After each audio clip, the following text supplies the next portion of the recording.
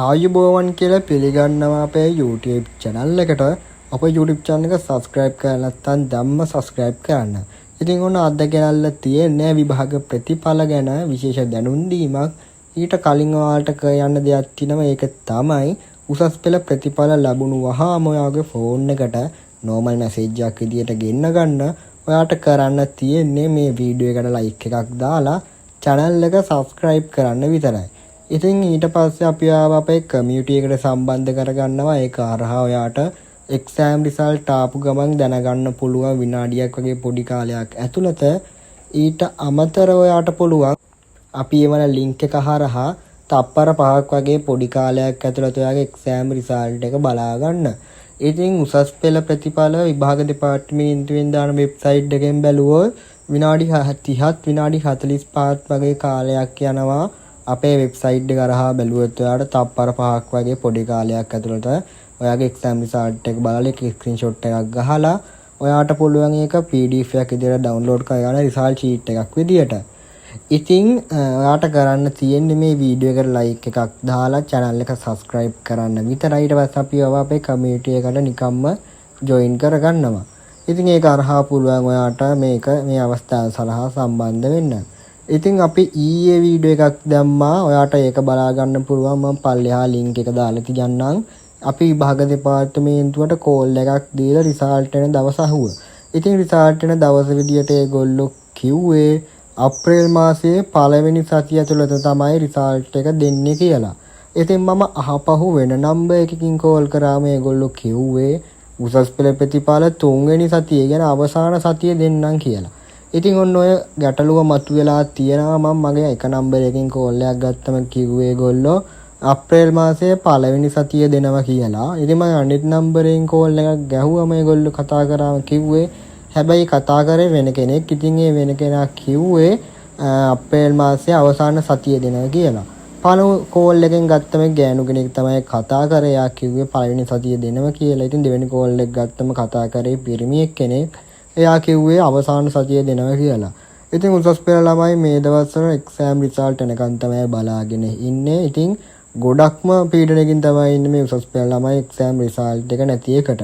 ඉතින් එක්සෑම් එක ලියලා මාස 2ක් මාස 3කට අතර කාලයක් වෙනවා. ඒක හින්දා මේකවල රිසල්ට් එක බලාගෙන තමයි ඉන්නේ. මොකද කියනවනම් ගම් වතුර තත්ත්වයක් තිබුණ හින්දා ගොඩක් ළමයිට මේ එක්සෑම් එක අමාරු වුණා. මොකද ඒගොල්ලොන්ගේ පොත් වතුර සියලුම දේවල් සපවා නැති වුණා. සමහර කටේන පවුලේ යන්න නැති වුණා. ඉතින් ලොකු පීඩනයකින් තමයි උසස් පෙළ ළමයි මේ පාර විභාගයට මුහුණ දුන්නේ. ඉතින් එන්න ඒකින්ද තමයි ගොඩක් කට්ටිය එක්සෑම් රිසල්ට් එකකම් බලාගෙන ඉන්න. මොකද සෙකන්ඩ් ට්‍රයි කරන කට්ටිය බලන් ඉන්න ඒගොල්ලොන්ගේ රිසල්ට් කොහොමද කියලා. ඉතින් ඊළඟ සෙකන්ඩ් ට්‍රයි එක කරන්න. ඉතින් තර්ඩ් ට්‍රයි කරන කට්ටිය බලන් ඉන්න ඒගොල්ලොන්ගේ රිසල්ට් එක කොහොමද කියලා. ෆස්ට් ට්‍රයි එක කට්ටිය බලගෙන ඒගොල්ලෝ රිසල්ට් කොහමද ඒගොල්ලෝ සෙකන්ඩ් ට්‍රයි එකට ක්ලාස් යන හින්දා බොහෝම කට්ටිය සාමාන්‍ය ගොඩක් කට්ටිය යන්නේ නැහැ. ඉතින් මේගොල්ලෝ ෆස්ට් ට්‍රයි කට්ටිය ගොඩක් දුරට සෙකන්ඩ් ට්‍රයි එකට ක්ලාස් යන හින්දා. ඉතින් විභාග පේපරය ගොඩක්ම අමාරු වුණා.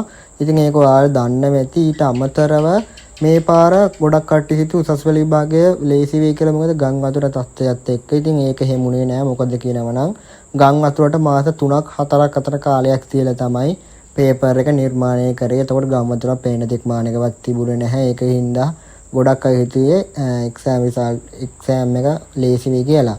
ඉතින් ඒක ලේසි වෙන්න හේතුව තමයි හිතුවේ ගම් වතුර තත්ත්වයේ හින්දා ලේසි වෙයි කියලා. ඇත්තම ලේසි වුණේ නැහැ. මොකද කියනවනම් උසස් පෙළ ළමයින්ට මේ පාර අනිවාර්යයෙන්ම සාධාරණයක් වෙන්න ඕන. මොකද කියනනම් ඒගොල්ලෝ ගම් වතුර මැද තමයි මේ එක්සෑම් එකට මුහුණ දුන්නේ.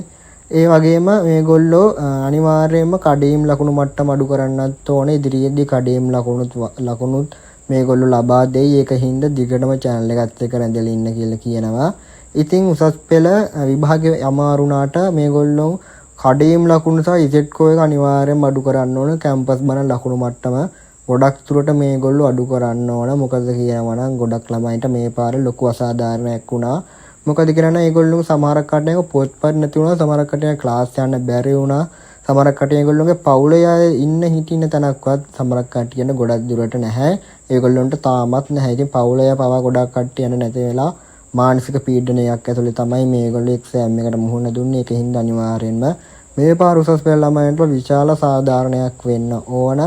පේපරේ සාධාරණයක් වුණ නැති හින්දා අඩුම තරමේ කඩේම් ලකුණුවත් S1 C1 B1 A1 වගේ ලකුණු කඩේම් ලකුණු පවා අඩු වෙන්න ඕන මේ පාරේ. ඊට අමතරව කැම්පස් බන ලකුණු මට්ටම ඉසෙට්කෝ එක ගොඩක් දුරට අඩු වෙන්න ඕන. මොකද ඊළඟ කැම්පස් වලට ගම් වතුර තත්ත්වයක් ඇති වුණා. ඒ හින්දා ඒගොල්ලෝගේ ලකුණු කඩේම් ලකුණු මට්ටම සයි ඉසෙට්කෝ එක අනිවාර්යයෙන්ම අඩු වෙන්න ඕන. මොකද කැම්පස් පටන් ගන්න මාස 3-4ක් සාමාන්‍ය ටික කාලයක් යනවා. ඒකෙන්ද අනිවාර්යයෙන්ම ඒගොල්ලෝගේ ඉසෙට්කෝ එක අනිවාර්යයෙන්ම අඩු වෙන්න ඕන. ඉතින් මම වීඩියෝ ගේනත් දිගටම channel එක subscribe කරලා තියාගන්න.